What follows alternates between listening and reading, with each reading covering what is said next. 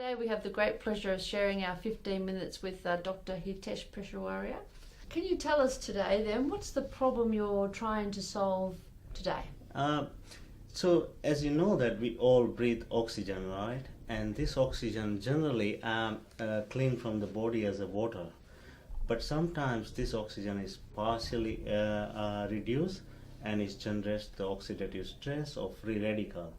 And this free radical basically is necessary to some extent, but when it's produced excessively, it damages cells, your genetic material, like a DNA, lipid, and protein, and it affects the cell function and organ function. So you're interested in these oxygen-free radicals? Oxygen-free radicals, and how this oxidative stress lead to the eye disease, and how we can block this excessive production of oxidative stress. So by oxidative stress you mean just that damage that is being caused by that oversupply of these free radicals, is that? In a way, yes. Is excessively produced in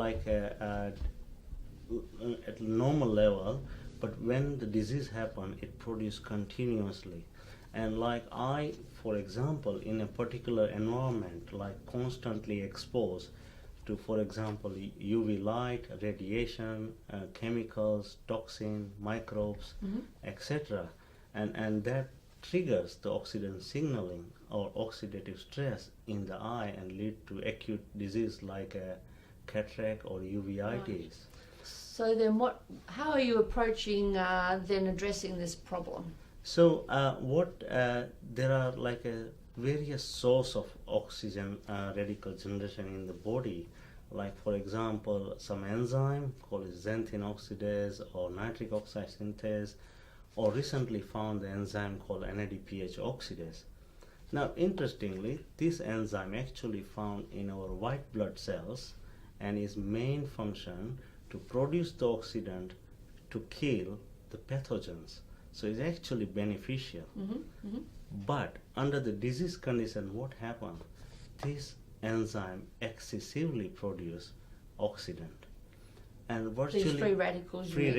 Yes, and these free radicals damage the tissue, and that's why we think if we can understand how this enzyme operates in different tissues or different cellular level, then we can try to block this enzyme, and then maybe we can reduce the oxidant stress excessively. So how do you go about doing that? So you've got you've found an enzyme that you think is causing some damage. So in what sort of model do you test your hypothesis? We test this hypothesis in a petri dishes where we grow the cells from the patient. Which sort of cells? We grow from the after surgery, glaucoma surgery. The patient has cells which is involved in the scar forming tissue. And we have shown that if this enzyme is active under specific condition, and you can, when you block this enzyme, you can block this scar forming response in the eye. Similarly, we also found in a macular degeneration patient that when we collect the blood and we measure the good cholesterol, which we call high density lipoprotein, is also modified by the oxidant, or this generate oxidant by this enzyme. And we think, our HDL is fine, but it's not functionally active. So it's there, but it's not working properly. And you think this enzyme that is a oxidative free radical is interfering with the high is density actually modifying that HDL. So the HDL protein is just surrounded by these free radicals, and it's altered its function. So it's there, but it's not working efficiently. We also have a preclinical model. In this preclinical model, this enzyme is not there, and we see there is a less scar forming and less disease progression eye disease progression. Fantastic. And so going forward then, let's say your research for the next 2 or 3 years, how do you see that progressing in this area? So the next thing is, we know that, like for example, antioxidants. So antioxidants certainly remove this free radical, but it's not efficient. It's generally constantly fight with these free radicals. So tell me about these antioxidants. You mean like vitamins? Vitamins, tablets? yeah, vitamin tablets. It is not as effective as should be because generally they don't stay longer, and it's not blocking the source of this oxidant producing enzyme. So what our approach is, if we find out the novel inhibitors that blocks this enzyme selectively, then it can reduce the oxidative stress and may be beneficial to the eye diseases. Okay. And in terms of this particular enzyme that you wish to block, does it have, presumably has a good role as well? Yeah, as I said, is involved in the phagocytosis, so killing the pathogens. So the interesting things about this enzyme, it has several isoforms, and each isoforms are uniquely expressed in the different tissues. So we need to find out which particular isoforms is activated in this process. And if we find, okay, this isoform is active, then we need to target selectively that isoform of NADPH oxidase, and may be helpful to reduce the oxidant signaling in the eye diseases. So that's a very novel approach and very exciting, Hitesh. Yeah, it is, yes. And I think we are in the first in Australia we're doing that, these approaches, because we do have tools and we do have inhibitors to study that. So and are there other diseases where they're starting to look at this enzyme, which was called the NADPH oxidase? Yep. Yes, so this enzyme is well studied in cardiovascular disease. They also well studied in kidney diseases, and apparently this enzyme has some isoform has a detrimental role in cardiovascular and kidney diseases, and there are some and as well as in diabetic retinopathy, so it's in eye disease as well. And some preclinical study shows that if you block this enzyme, you block this complication happen in these chronic diseases. And there are some clinical trial is also going on with this NADPH oxidase inhibitors in kidney diseases. Okay. So we are very excited to very see. exciting. And do you think you'll target glaucoma primarily for its antifibrotic effect, or is it a wide range? It's a wide range of the disease you can target, because as I said, this NADPH oxidase isoforms literally express each and every cells and tissue and organ.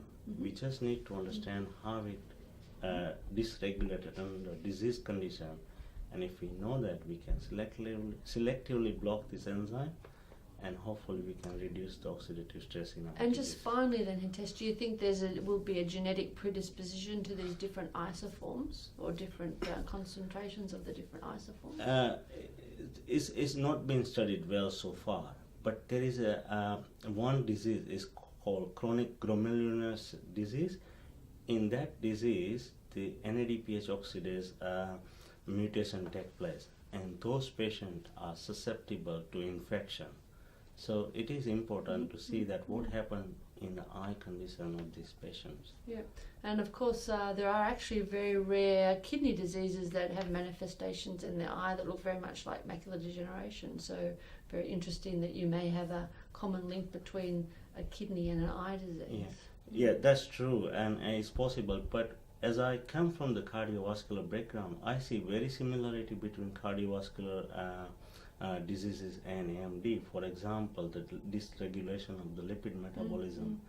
And we have shown that the NOXs are involved, or NADPH oxidase are involved in modification of the lipid. And is one of the projects which we are exploring, that how this lipid modified by the oxidant produced by this enzyme in macular degeneration.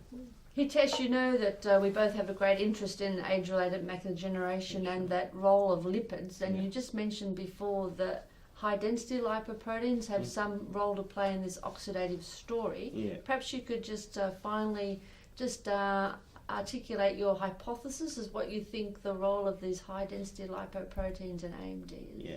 So what we found, like generally speaking, in terms of cardiovascular disease, is HDL, which is a good cholesterol, goes lower, and the bad cholesterol is increased, and leading to most of the cardiovascular complication. What we found in the AMD or macular degeneration, that many people have a normal HDL. So clinically, if you go to the hospital, they measure it clinically, the high density lipoprotein. And that's normal. But what we have found that actually when you isolate this high density lipoprotein and you see whether its function is changed or not, or is oxidatively modified or not.